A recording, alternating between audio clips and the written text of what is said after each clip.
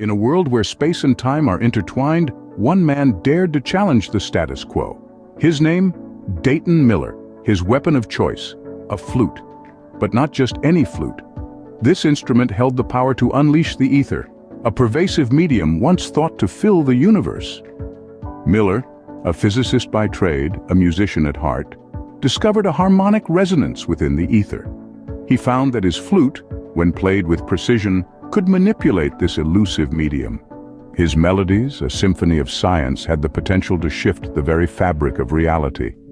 However, a sinister force lurked in the shadows. The Einsteinian demons.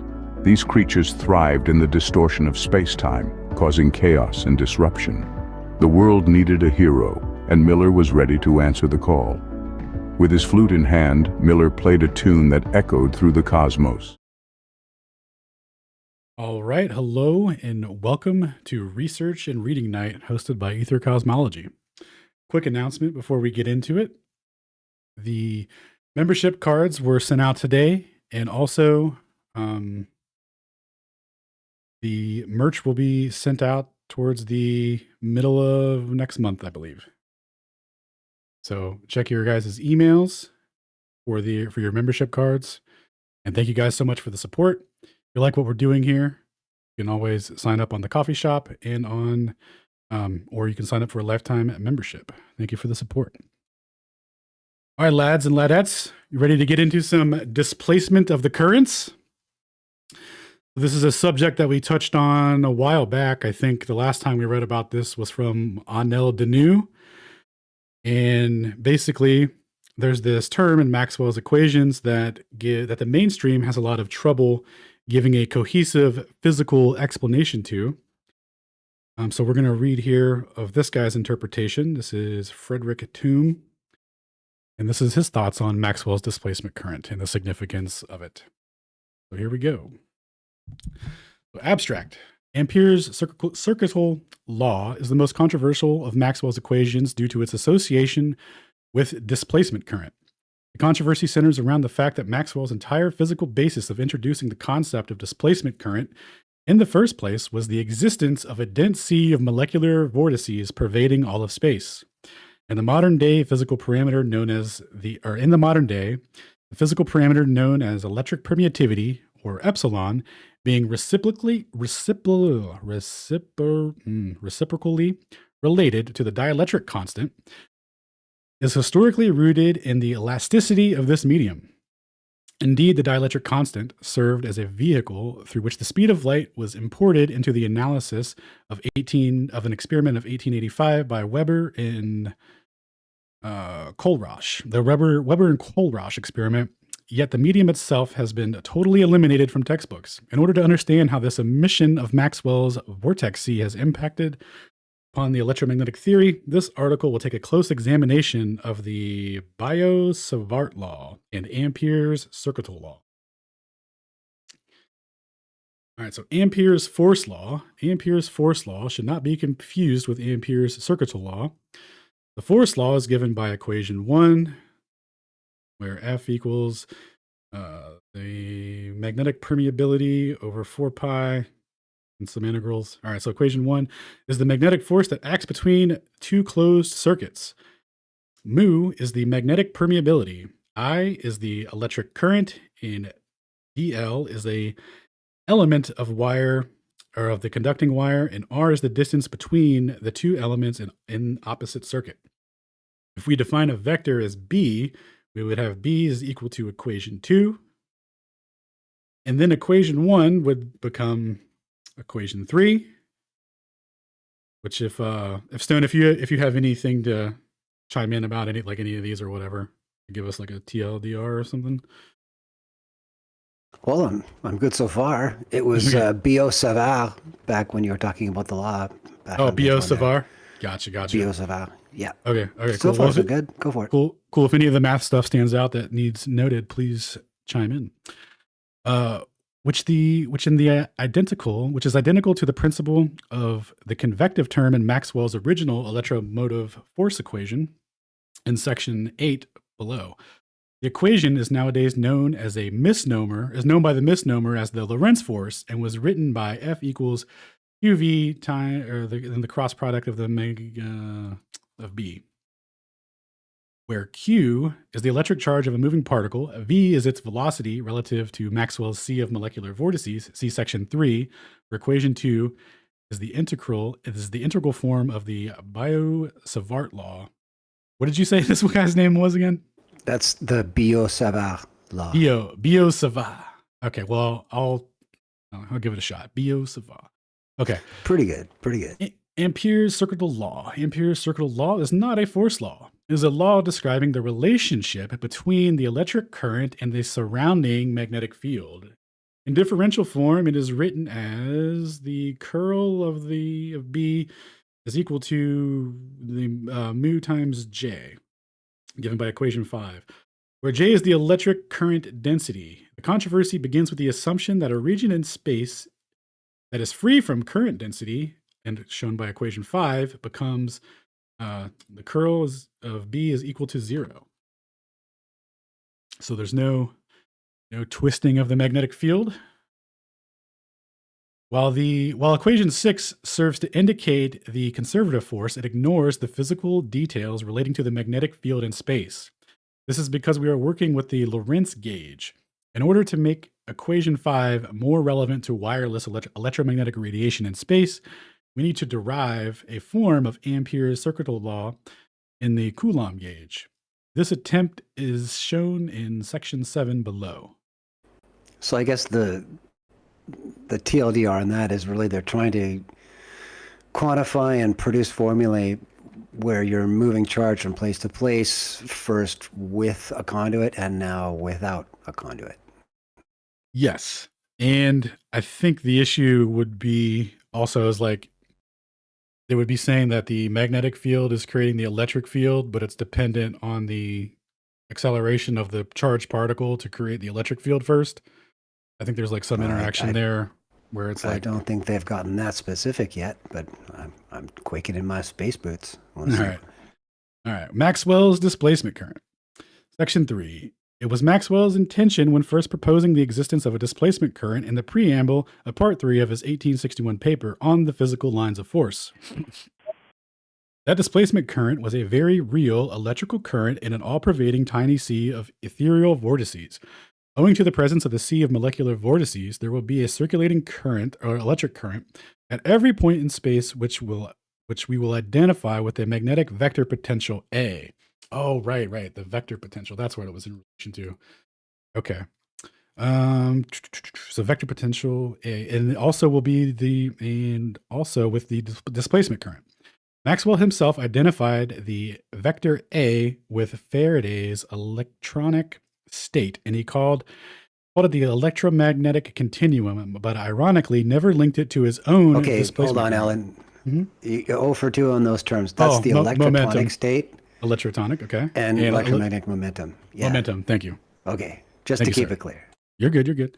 All right, but ironically, he never linked it with his own displacement current theory. In the steady state, the magnetic field, we should expect to displace the current A to be localized by a fine grain of a circulation of electric fluid, such that the curl of the vector potential A equals B, which would be the twist of the magnetic field. So like starting to describe that. This is Maxwell's second equation in his original listing of 8, and it places B into the realm of being a velocity/angular momentum density. It is now proposed... That's a vorticity. Vorticity, Sorry, thank Alan. you. No, you're good. Yeah. It being a vorticity or angular momentum density.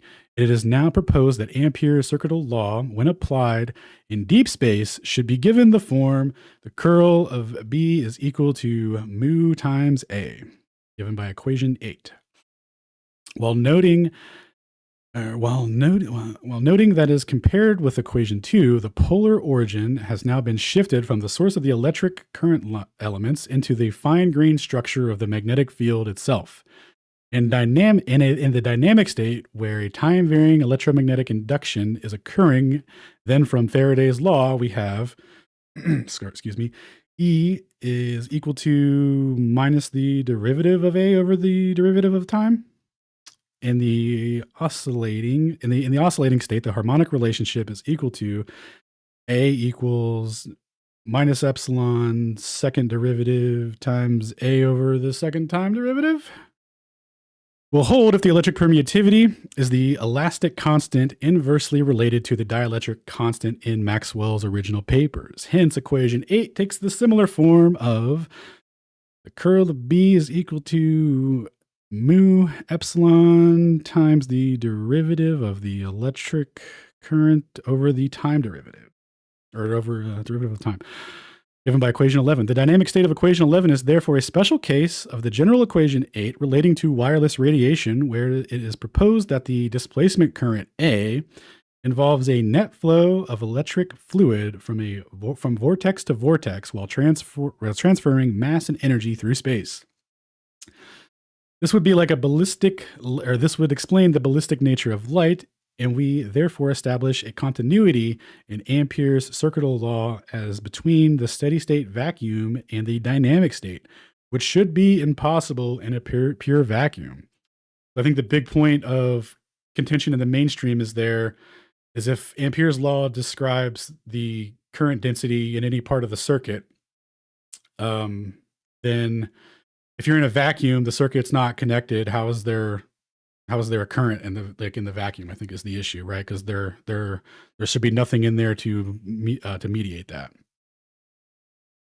Magnetic attraction as a conservative force. Section 4. The format of Ampere's force law is equation 1 with its inverse square in distance, along with the product of the electric currents in the numerator, has got outward characteristics of a conservative Gauss force, and the likeness of Coulomb's law of electrostatics and Newton's law of gravity.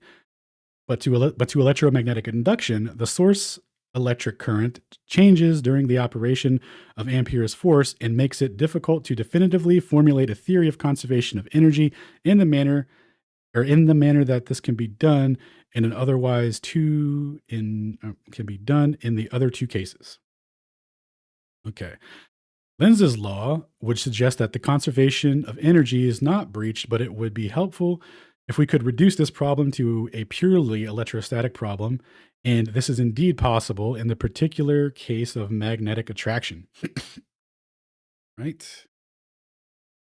We saw the double helix theory of the magnetic field in citation 6, how the rotating electron-positron dipole could be arranged in a double helix fashion as to account for the magnetic field.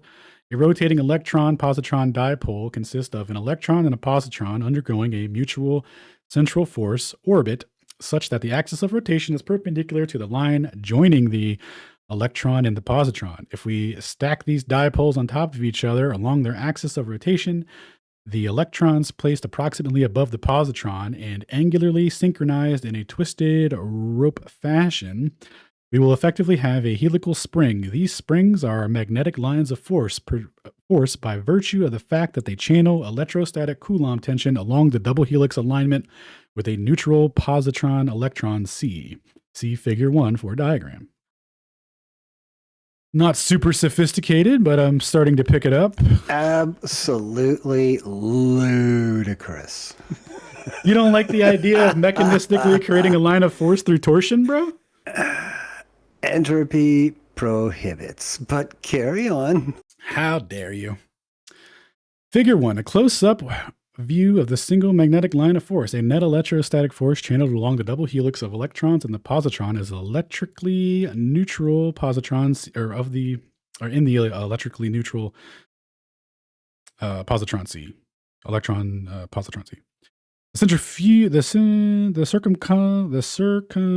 circumferential speed of the electrons and the positrons is what determines the local speed of light.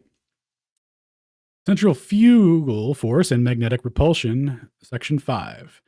The electric fluid, or ether, is the stuff that all matter is made from. Positive particles are therefore ether sources, while negative particles are ether sinks. Consider the two electron-positron dipoles sitting side by side while rotating in the same plane in the same direction. When the electron of one of the poles passes the positron of the dipole in the opposite direction at the closest approach, the electrostatic field lines will connect directly between the two. According to Coulomb's law, there should be a force of attraction acting between them in the case of any two particles of opposite charge. However, if the electric charge or if the electrostatic E field is tied up with the ethereal fluid momentum density field A, then due to the enormous mutual transverse speed of the two particles, the flow lines between the dipoles will split, and if this happens, the electrostatic attraction will be converted into centrifugal repulsion. The E field lines will remain irrotational, but their physical cause will have changed. They will no longer be due to the tension in the fluid, but instead due to the side pressure from the flow lines. And we will now be dealing with centrifugal force as opposed to Coulomb force. The rotating dipole in one magnetic force line will be aligned with their mutual equatorial planes, while the rotating dipoles in the adjacent line of force and the mutual transverse velocities existing between them cause centrifugal repulsion, and that will push them apart, since the magnetic lines of force between two like poles do not join directly together, but instead spread out towards and contact each other laterally. Magnetic repulsion occurs due to centrifugal force. Section 6, the significance of Ampere's circuital law. When a rotating electron-positron dipole bond together along their axis of rotation to form a double helical toroid, with nothing in the toroid hole in the middle, the Coulomb attraction along the double helix would tend to make the helix collapse. In the circumferential speed, or if the circumferential speed of the rotating dipole is v, then the curl of v is equal to h, where h is the vorticity, and hence the curl times the dot product of h is equal to 0, meaning that h is solenoidal. The speed v represents the vortex flow of electric fluid, which constitutes the electric current. At the hole of the middle of the toroid, there will be a concentration of electric fluid flowing in one direction, and the current density will be rho v is equal to J, where rho is the fluid density in the hole. The jam in the donut. The concentration of the electric. That would be awesome if he just said it's J. That's why it's J. It's equal to the jam it's in the the jam donut. in the donut. Respect. That's what it is, man. The density of the jam will be given by rho times V. All right, the concentration of the electric current through the hole of the toroid prevents the toroid from collapsing into a hole. Unlike the case of the fluid pouring down a sink, the toroid involves only solenoidal flow, and so that the fluid circulates around indefinitely. The fluid cannot pass sideways through itself inside the toroidal hole, and so the toroid cannot collapse. The double helix toroid is therefore the fundamental basis for stability and the default alignment for the electron-positron C. I don't know why I started reading that in an accent, but I felt like it was like, I just felt it. It's coming on. I feel like that's how he wrote it and intended it to be read. It corresponds to the magnetic line of force H. I'm sorry.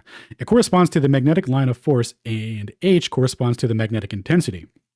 Since H forms a circle around the inside of the double helix, it follows, therefore, that the curl of H is equal to J.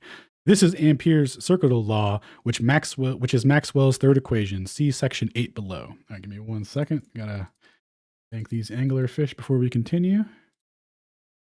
All right. Circuital law. Okay, we did that one. Within the context of V, corresponding to the circumferential current within the individual rotating dipole that fill all of space, the vector A will be defined as mu V.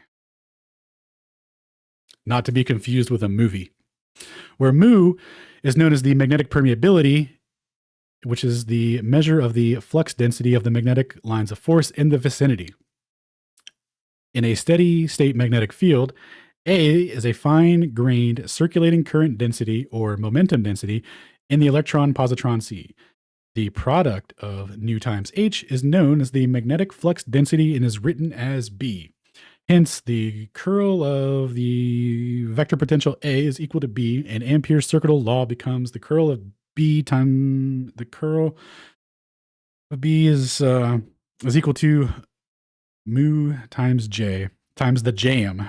The equation curl of A equals B is Maxwell's second equation from which curl of B is equals 0 can be derived. Maxwell rearranged the magnetic vector potential A as electromagnetic momentum, and although he invented the displacement current, he failed to identify it with A. Unlucky.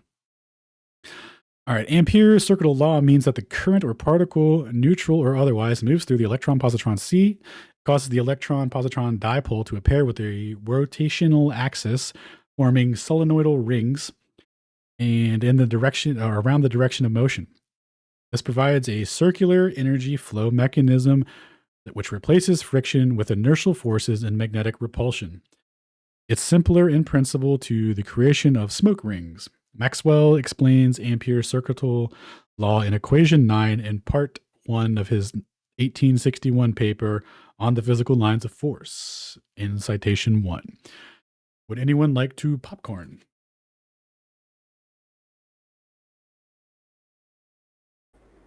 Wow.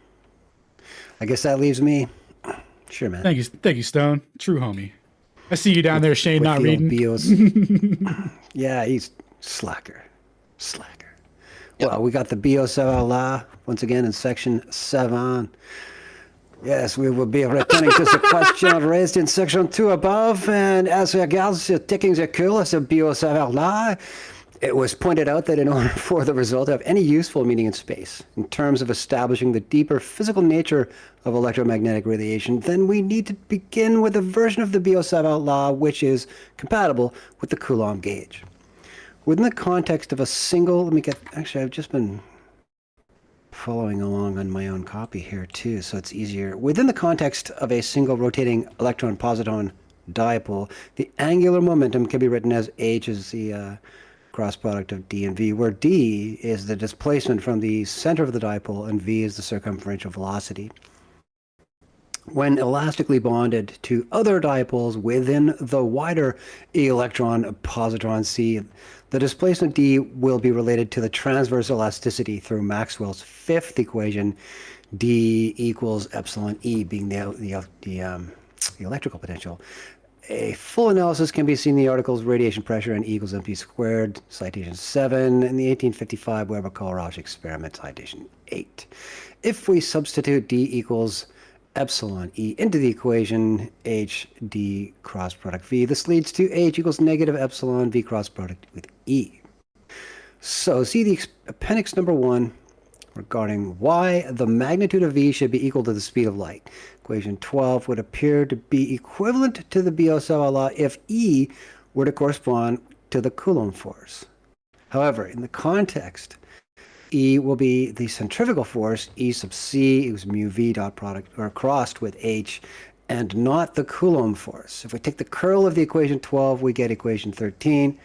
And since V is an arbitrary particle velocity and not a vector field, this reduces to equation 14. And we're just seeing distributive property spread across. Some fancy math, boys. Since V and E sub C are perpendicular, the second term on the right-hand side of the equation 14 vanishes. In a rotating dipole, the ethereal flow from positron to electron will be cut due to the vorticity. The separate flows surrounding the electron and the positron will be passing each other in opposite directions, and so the Coulomb force of attraction will be disengaged. Hence, the two particles will press against each other with centrifugal force while striving to dilate, since the ether can't pass laterally through itself, and meanwhile the two vortex flows will be diverted up and down into the axial direction of the double helix, check 6. Despite the absence of the Coulomb force in the equatorial plane, E sub C still nevertheless radial, and like the Coulomb force, it still satisfies Gauss's law, this time with a negative sign in the form of what we're seeing in equation 15, negative rho over epsilon. See appendix 2 for the derivation. Substituting 14, this leaves us with 16. Excuse me. Oh, it's always about rho v, isn't it, guys? Anyways, hence since B equals Nice. H, then we have 17, which is Ampere's circuital law, as per equation 8. Maxwell's equations and summary. Oh, good. We're actually going to finish up here, boys. Section 8. We've been alluding to this one for a while. Maxwell's 8 original equations, as listed in his 1865 paper entitled A Dynamic Theory of the Electromagnetic Field, in a section entitled General Equations of the Electromagnetic Field, appear below in modern format. It is often claimed that there were 20 equations in the original list. However, the first 6 below were written out 3 times each of the 3 Cartesian components. So that's why you're coming to 18 of them at least. The modern textbook listings, however, simply the divergence of the equation B below, as in curl dot with B equals 0, which also appeared in Maxwell's 1861 paper, Gauss's law, exactly as shown in his equation G below, section 3, Faraday's law induction, time varying only, as in the curl of the second term on the right-hand side of the equation D below, and 4 ampere circuit law with Maxwell's displacement current added, as in a combination of equations A and C below, which also appeared as equation 112 in Maxwell's 1861 paper. Do you guys follow that? It's gonna be a test later. You taking notes? Okay. The modern textbooks also omit equation D below, while supplementing the list with an equivalent equation under the misnomer the Lorentz force. The 4 equations in the textbooks therefore actually hide things rather than add anything. But the biggest problem with the textbooks is that they have dropped the physical context within which Maxwell originally derived the equations. That context was the sea of molecular vortices, and it makes a mockery of displacement current to present it as a virtual concept in the context of a pure vacuum. You want that back, Alan, or shall I keep going here? This gets pretty equation heavy. Yeah, I think the rest of it's just showing us the equations from the from the dynamic theory of whatever. So I think I can pick it up after H because he's not really saying much. Yeah, I was gonna say we can skip after. You know what I mean? Yeah, we can skip that. Yeah. So in his second equation, curl cross product with A equals H was derived on the basis that A is the momentum density from which we can then derive the solenoidal equation curl dot product with mu H equals 0 onto the dot product B with curl equaling 0. That is familiar in the modern listings of 4 of Maxwell equations. Modern textbooks, however, reverse the reasoning and work backwards to A, giving no physical meaning to A. One might argue that in the steady state, the momentum density will be 0 since the circulating electrons and positrons in each of the tiny dipoles cancel each other due to their opposite charges. This might be so if electric current were to be primarily based on the flow of charged particles. There is, however, a deeper flow of electric fluid, which is the primary essence of electric current. In the case of conduction currents, charged particles merely get accelerated along by the electric fluid, with negative particles eating their way in the opposite direction to that of positive particles, and they never catch up with the ethereal flow due to electrical resistance in the conducting channels. Nevertheless, due to the fine-grained circulation of A, there will be no net displacement current in the steady state in terms of radiation propagating through the luminiferous medium, as in, space. The term displacement current might more accurately be reserved for the dynamic state, but it nevertheless exists too in the steady state undergoing fine-grained circulation. Not even Maxwell himself realized that the magnetic vector potential A, which he termed the electromagnetic momentum, in fact corresponds to his very own displacement current, which he used in the derivation of the electromagnetic wave equation. Maxwell's fourth equation, D, is easily recognizable as the Lorentz force. The 3 components on the right-hand side of the equation, D, appear in the equations 5 and 77 in Maxwell's 1861 paper, citation 1. If we take the curl of equation D, we end up with equation 18, where we're just derivating our brains out. Isn't that fun? See Appendix B in the double helix theory of magnetic field, site 6 for the full analysis. Equation 18 with the convective term V dot product curl onto B removed, hence leaving only the partial time derivative of the negative derivative B of the negative derivative T term is one of the equations in the modern listings of 4 Maxwell's equations, and it is known as Faraday's law. It deals only with time-varying electromagnetic induction, although Faraday's original flux law also takes into account the convective effect E sub C equals the cross product of V and B.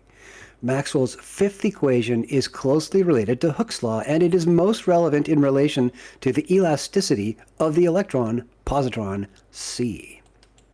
Here endeth the lesson. Thank you, Stone. Much appreciated for wrapping us up on that. I think it's very cool, all the stories that can be told from these equations, right? I like the principles that they're derived under or whatever, you know? And then like the equation works and then they like drop off physical meaning, rearrange it, and then like chop it up. Very cool. Like, and even omit where they came from to produce it. Yeah. Right. That's the worst part of it, right? Like if it wouldn't be so bad if they were like, hey, this is how it used to be, but like we think it's this way, you know, but they're just like to work backwards from A, or to work backwards to A and then act like it has nothing when they can derive all of the laws from A is insane.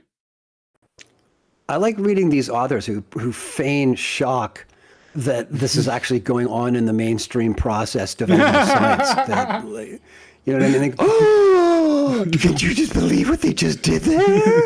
It's like, duh, every day of the week, bro. Is today Tuesday, dude? Yeah. Is it a day that ends on Y? Yes, I can believe it.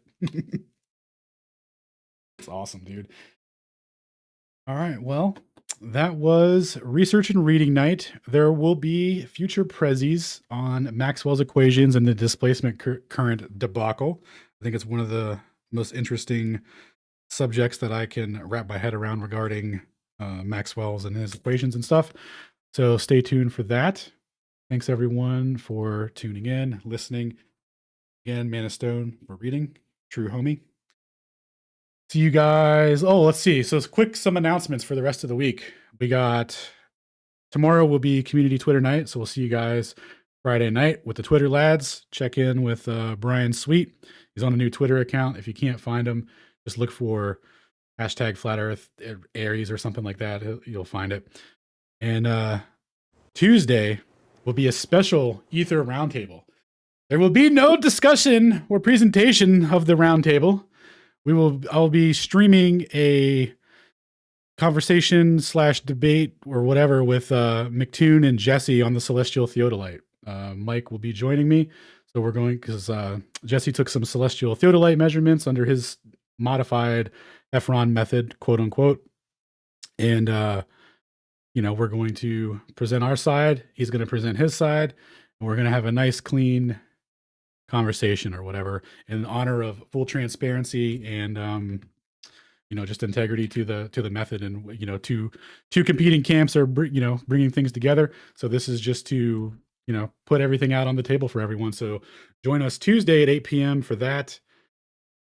And see what happens after that.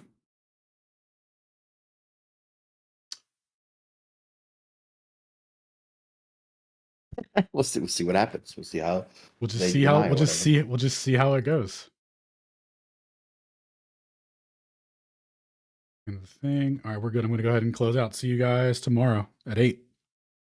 Be there, or be squared, or be transformed into geocentric coordinates that assume a radius of 3959 that intersects with the celestial horizon, which also happens to be the equator, which happens to be part of a coordinate system that describes the visible horizon. All right, peace.